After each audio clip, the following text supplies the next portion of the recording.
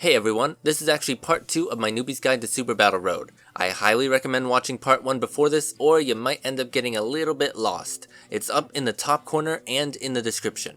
Okay?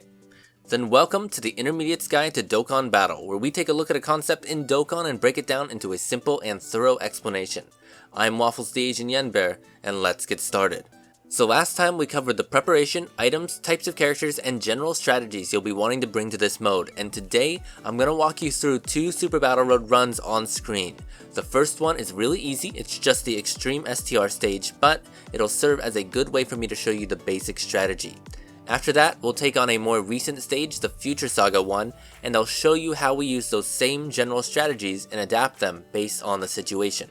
As always, the timestamps are on the screen and in the description. So with Extreme STR, my plan is to go with my favorite strategy, attack lowering and general debuffing. I'll be having Omega Shenron on one rotation and STR Rose on another. Android 21 will be linked with Omega Shenron and will be lowering attack on her super attack, and LR Frieza and King Cold will be linked with Rose. For items, I'm going with Icarus and Whis for damage reduction, and Princess Snake and Android 8 for healing. So for the type stages, the enemies you face are not always the same. The first thing I do here is I check who and how many enemies I'm going to be facing each round. Hercule means I'll be facing 3 opponents in the first round, Gohan will be 2, and the third round is always 2 on this stage, and this Goku should be 3 enemies. When you have more enemies, you'll be taking more super attacks and more damage, and less enemies usually means they each have higher HP. Next, I want to have an idea of my item distribution. I know that my strategy is going to struggle more when I'm facing a lot of enemies, so I would be planning on using an Icarus in round 1, followed by an Android 8 if I need it. That'll give me 4 turns plus a heal. Stage 2 and 3 should be okay with just an Icarus and then a Whis respectively, and Stage 4 should be a Whis and an Android 8. You'll notice that I haven't considered when to use Princess Snake. That's going to be there for emergencies, and that's going to give me some leeway if I need it. In reality, this team is really not going to struggle that much with this stage, so I probably won't have to use that many items, but that's the general process I use to plan. That way, I'm not going to use all my items in the first round, and I have a pretty even item distribution throughout. So with round 1, I want to get my rotations together. Because I have not debuffed anyone yet, I'm going to use my Icarus now. I recommend starting each match with your damage reduction item unless you're really confident that you can survive that turn. Now when you're deciding which enemy to take down first, I recommend going for anyone except the far left character. They usually have more HP and deal less damage, so it's better to take down the other threats first. Here I see that Majin Buu is attacking the most this turn, so I'm going to lower his attack and then focus my damage dealers on Videl. I know that I wouldn't be able to take out Majin Buu in one turn, so lowering his attack will be the better option instead.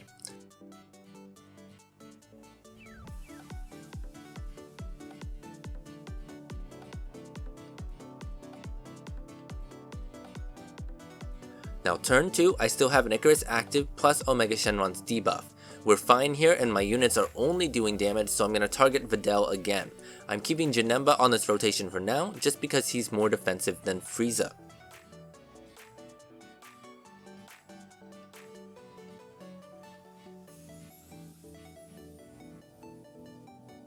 Turn 3, our rotations are now set and Videl is gone. I did get that lucky crit on Hercule, so we're going to focus on him now, but I see that Buu is still attacking more, and so I'm going to work on taking him out too. I know that with Rose and Omega Shenron's debuffs, this Hercule probably won't be able to kill me by himself. If he gets me close, I will probably use Princess Snake instead of Android 8, because we're so close to finishing this round.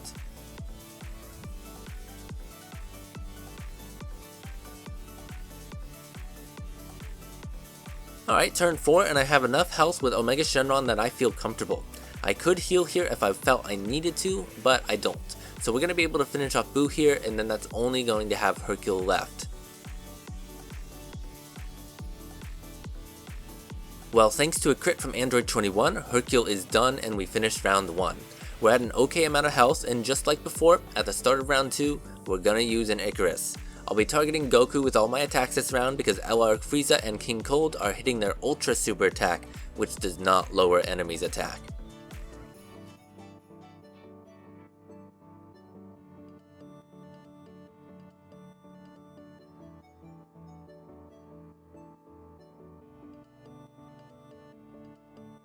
Now this turn I actually made a mistake. My thought process was that if I put Android 21 in the front slot, I could debuff Gohan and heal before taking more hits, but I missed that having her linked with Janemba was already healing me.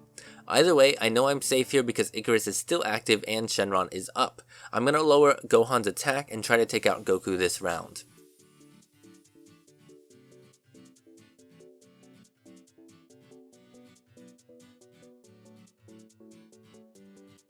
Alright, in turn 3, Goku is gone, so now I can just focus on Gohan. His attack is lowered, and he's got the 20% debuff from Rose's passive, so I am fine without using an item here.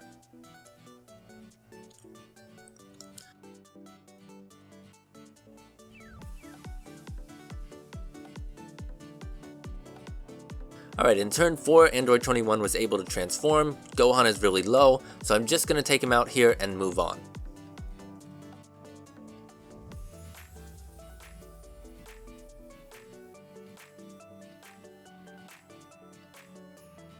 And we're in a really good spot going into round 3. We haven't used any of our healing items, and we're at a pretty good level of health. At this point, I would start keeping an eye on my Dokkan meter. That's going to be a free heal and an AoE attack when we're able to do it, so in the harder Super Battle roads, we'll want to be maximizing our use of the Dokkan attack if we can. So the first thing we're doing here is just using a Whis, just like before. First turn should be a damage reduction item. Then I know that I'm hitting an Ultra Super, so we're just going to target the Trunks.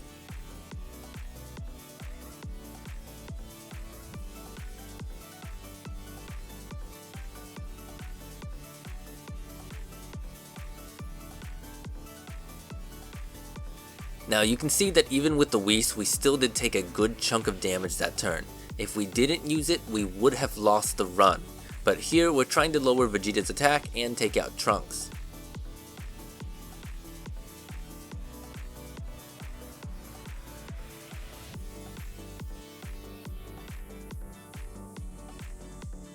Now on turn 3, Whis is no longer active, but I should be able to take out the Trunks either with the Dokkan attack or with Rose. I should only be taking one attack from Trunks at worst, and I know that Vegeta's attack has been lowered. I should be able to survive this turn and then get the healing from the Dokkan attack, but if I wanted to be more cautious, I could have used a healing item like Princess Snake here.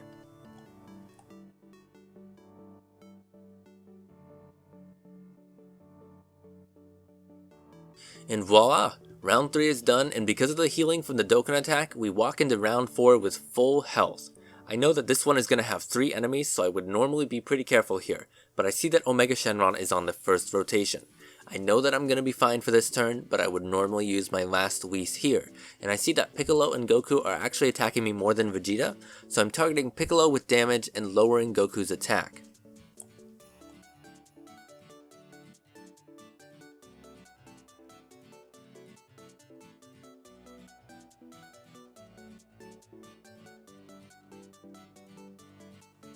So at turn 2, I'm actually going to use a Princess Snake here instead of Whis. I took a risk last turn, so my HP is a little bit low, and I know that if I can take out Piccolo, I will probably be able to survive next turn without an item again because we do have a Mega Shenron. However, if I can't, I can then use the Whis there and extend the amount of turns I'm protected by just a teeny bit. And Vegeta is hitting me 3 times this round, so I'm going to lower his attack instead.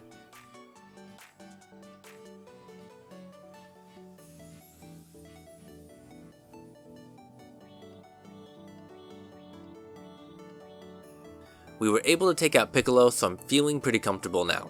I want to lower Goku's attack since I'm seeing a lot of him and then focus the damage on Vegeta. Unfortunately, I made a mistake and I targeted Goku with Omega Shenron. So, what we can actually do in this situation is close out of Dokkan and reload. That'll bring us back to the beginning of this rotation and we can fix our mistake. As long as you haven't locked in the last orbs with your third character, you can reload your rotation and try again.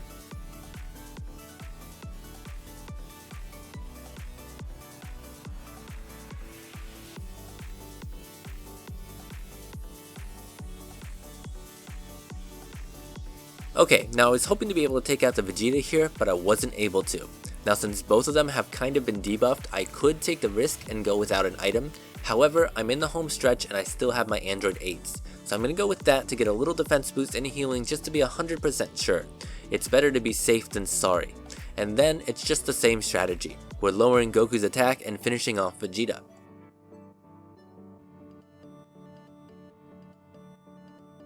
Now at turn 5, it's just the Goku left, and we still have the Android 8 effect active. I'm just going to be taking him out now.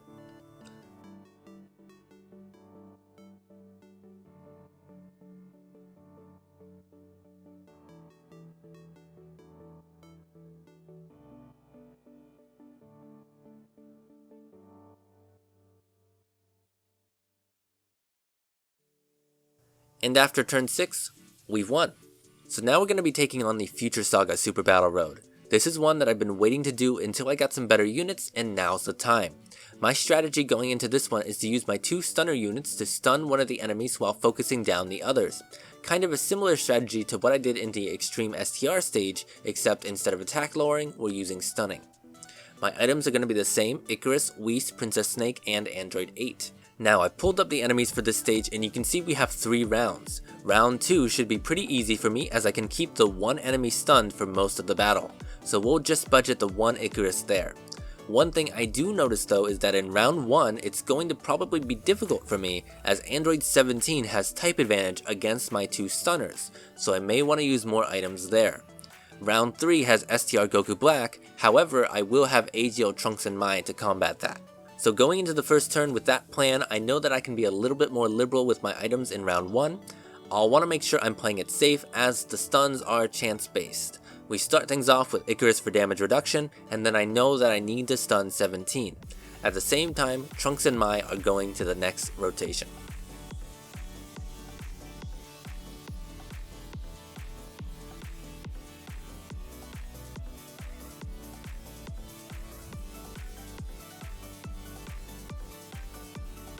Thankfully, we got the stun off. Sometimes that's not going to happen and you'll lose the run. When you use stunners, you're going to have to get lucky, and you may need to try multiple times. Now Int Mai has a really good chance to stun, so I'm going to assume she'll be reliable here.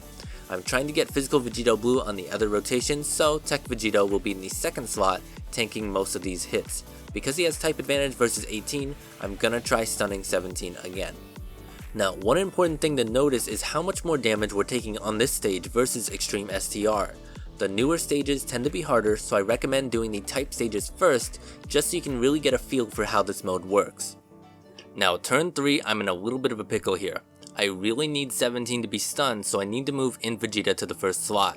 I've taken a lot of damage here, so I'm gonna go with a Princess Snake. I know with this turn I should be able to finish off 18, and if it's just 17, I may be able to handle it. So Princess Snake both heals me and helps me get through this turn while saving Android 8 for another round.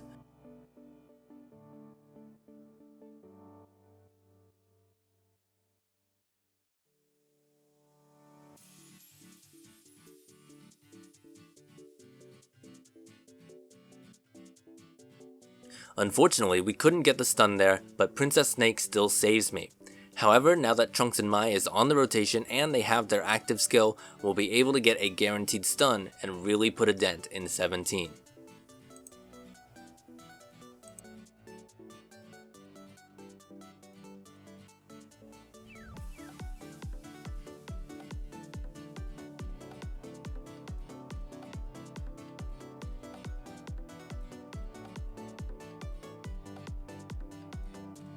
Now that the first battle is done and our rotations are set, round 2 should definitely be a bit easier. I'm going to take a little bit of a risk here because I have type advantage and I trust that Vegeta will be able to stun, so I'm going to go without an item here. That way I still have them for round 3 if I need them. However, there would have been nothing wrong if I used an Icarus here. Had I not gotten the stun, I might have lost here, although it's not guaranteed, and then I just would have tried again.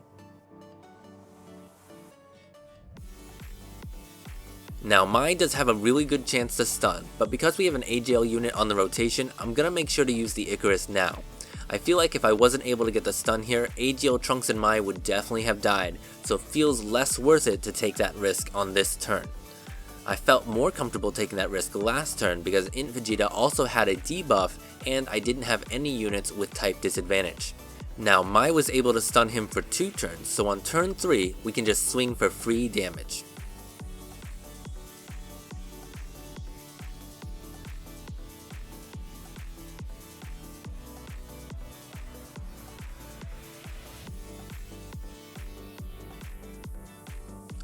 On turn 4, we're going to use the active skill to give us the guaranteed stun and then just swing for more damage.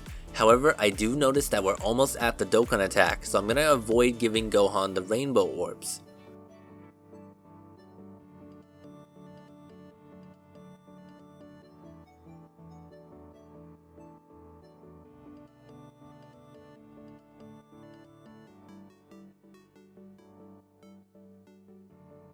Now turn 5, he's still stunned thanks to Mai, so we're just going to give Vegeta the Dokkan attack and do more damage to him.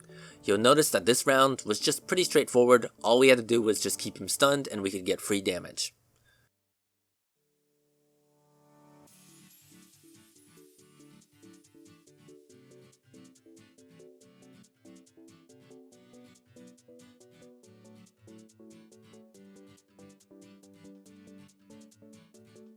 Now that he's taken out, we can move on to the final round. We've got full health and plenty of items, so we should be fine. So turn 1 here, I see that there are a bunch of Int Zamasu attacks on my 3rd slot, so I really want to make sure that he's stunned.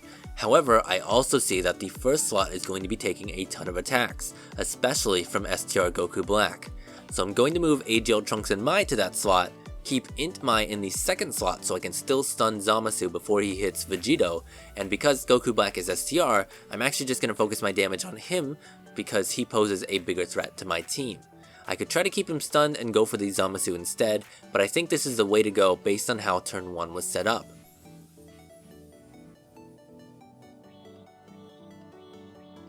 Alright, so it's turn 2 and Zamasu is still stunned, so I'm going to try stunning Goku Black. I could go in with the physical units on Zamasu, but I'm really worried about the Goku Black and every bit of damage does help, so I'm having all 3 units attack Goku Black.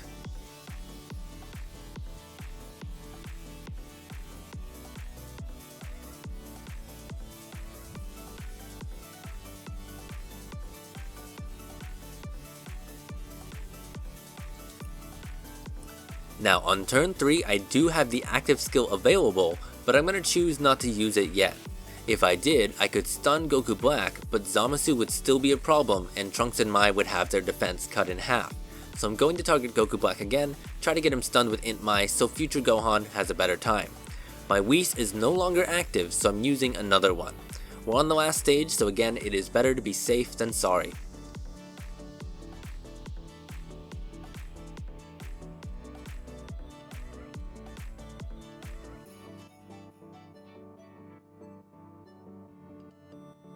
Int Mai was able to get the 2-turn stun again, so on turn 4 I'm gonna try to stun Zamasu.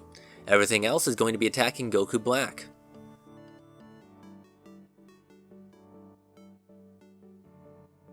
We don't get the stun, but Vegito Blue has a high chance to dodge in the 3rd slot, and Whis is still active, so we probably have a good chance to survive this turn.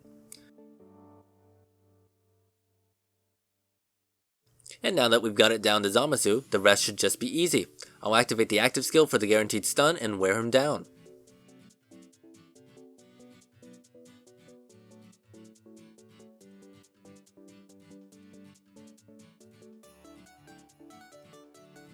And that's all there is to it. Super Battle Road is pretty straightforward once you have an understanding of how to assess each situation, and that's why I wanted to make sure to do some runs and show you my thought process here. If you haven't tried Super Battle Road, I recommend doing the type stages first so you can get used to the process. But with all that being said, I want to thank you guys for watching, and I've had a lot of extra time at work recently, so I've been planning and writing the scripts for the next guides, and I'm hoping to be able to get another one out soon. If you have a topic that you want me to cover, let me know down in the comments below. Other than that, make sure to check out the Newbies Guide playlist on the screen, and subscribe for more guides and analyses in the future. Thank you again, and have a great day!